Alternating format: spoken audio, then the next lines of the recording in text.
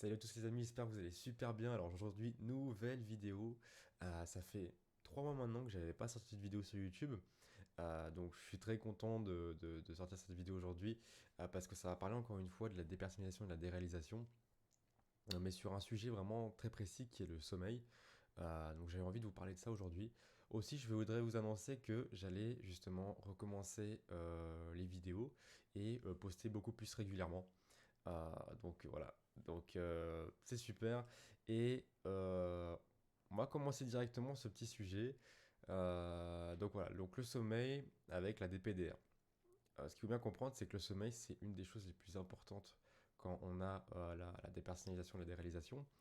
Et quelque chose que j'ai vraiment remarqué très souvent, c'est que quand on dort trop ou pas assez, et ben, ça va justement influencer sur notre journée. Je m'explique. Imaginons que vous dormez pas assez, votre temps de sommeil doit être de 8h30. Donc ça, c'est mon cas. Moi, je dois dormir 8h30 de temps par nuit pour me sentir bien, en fait, tout simplement. Euh, donc imaginons que vous avez besoin de 8h30 de sommeil et que vous dormez 6 heures cette nuit, ok. Il va se passer que le lendemain, en tout cas quand vous allez vous réveiller, et toute la journée qui va suivre, vous allez vous sentir justement encore plus que d'habitude dépersonnalisé ou déréalisé. Et ça, c'est le cas de beaucoup de personnes. Et c'est la même chose quand on dort trop.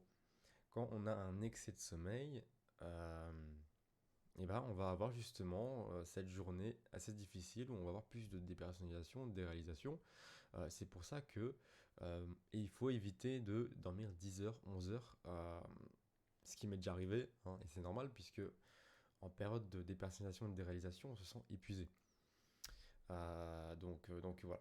Donc moi ce que je vous conseille, c'est vraiment déjà pour ceux qui ne connaissent pas, parce que c'était mon cas, je ne savais pas combien de temps par nuit je devais dormir pour me sentir bien, parce que euh, je dormais à n'importe quelle heure et je me réveillais à n'importe quelle heure. Ok. Moi ce que je vous conseille, c'est de faire des tests en fin de compte, donc de ne pas vous coucher trop tard. C'est très important déjà, donc de ne pas se coucher trop tard. Et justement, déjà commencer par dormir 8 heures de temps, ensuite 8h30, ensuite 9h, 9h30, etc. Ça, c'est pour ceux qui ne connaissent pas leur temps de sommeil. Et vraiment de tester comment vous allez vous sentir la journée. C'est très important. Donc le but, ça va vraiment être d'être vraiment calibré à 100% sur votre heure de sommeil. Il faudra vraiment que vous les respectiez. Et ça pendant plusieurs temps, le temps de vous sentir beaucoup mieux. Donc voilà.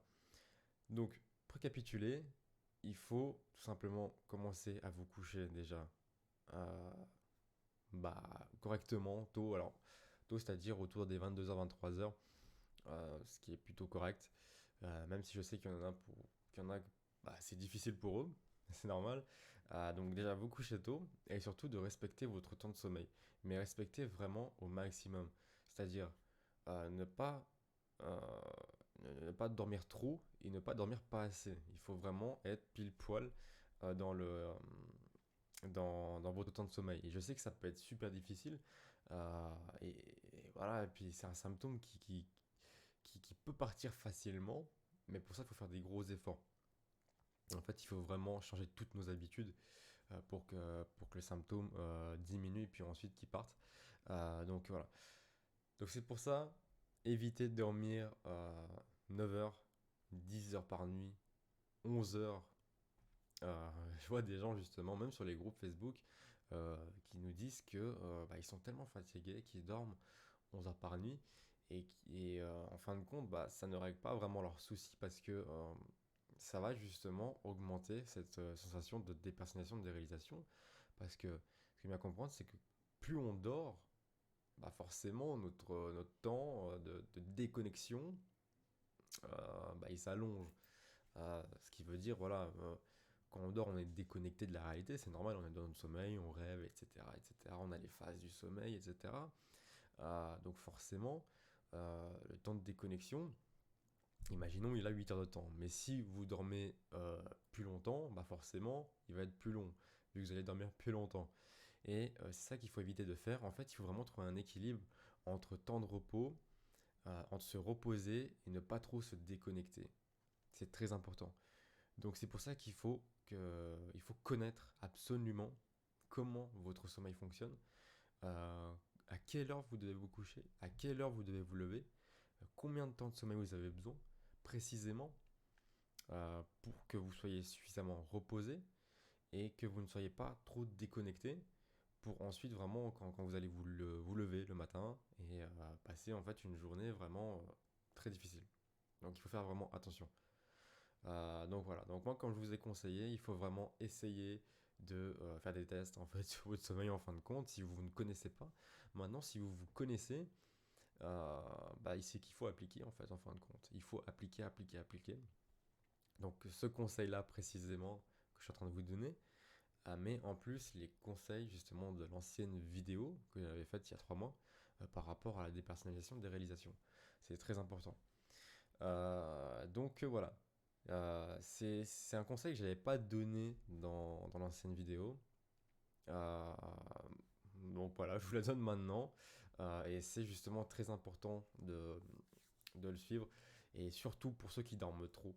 Vraiment, dormir trop n'est pas bon.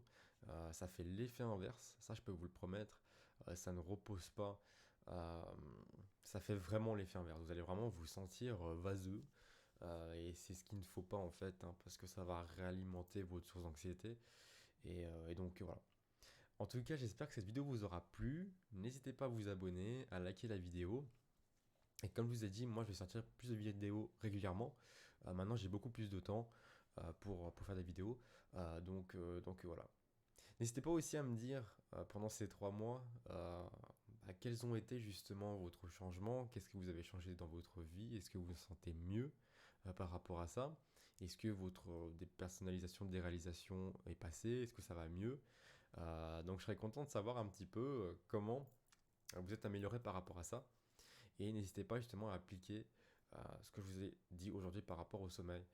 Parce que je sais qu'il y a beaucoup de gens qui dorment trop, il y a beaucoup de gens qui dorment pas assez. Mais bon, ça on le sait très bien, hein. Quand on dort pas assez, on se sent pas bien. Mais les gens ne sont pas forcément au courant que quand on dort trop, pour les gens dépersonnalisés, déréalisés, ça fait vraiment le même effet que quand on dort pas assez. Donc voilà. Merci d'avoir regardé la vidéo. Moi je vous dis à la prochaine. Ciao ciao, c'était Adrien.